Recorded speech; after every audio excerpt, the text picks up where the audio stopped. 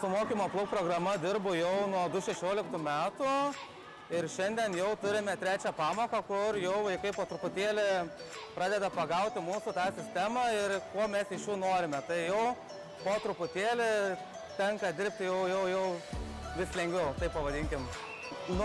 Palei mano praktiką jau po 10 pamokėlių galima pastebėti, kurie vaikai yra imlesni, kurie vandenį geriau jaučiasi, kurie turi tą, pavadinkim, slinkimą vandenį, tai jau po truputėlį tokius vaikučius galima atsirinkti.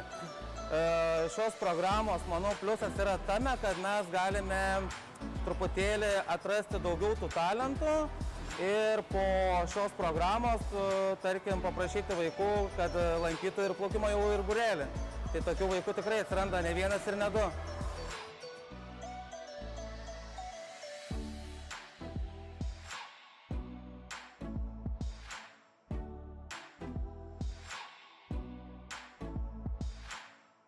Tai šie vaikai, ką išmoks mūsų plaukimo baseine, manau, pritaikė savo įgūdžius ir vasaros laikotarpiu, kai jie būna prie atvirų vandens telkinių ir, tarkim, nutikus kažkokiai nelaimei ar netyčiai kritus į vandenį, tikrai mes nežiūrėsime, ar vaikas gražiai išplauks ar negražiai, tai mes mokiname būtent tų gyvybiškai svarbių įgūdžių, kad būtent vaikas galėtų išsilaikyti vandenyje.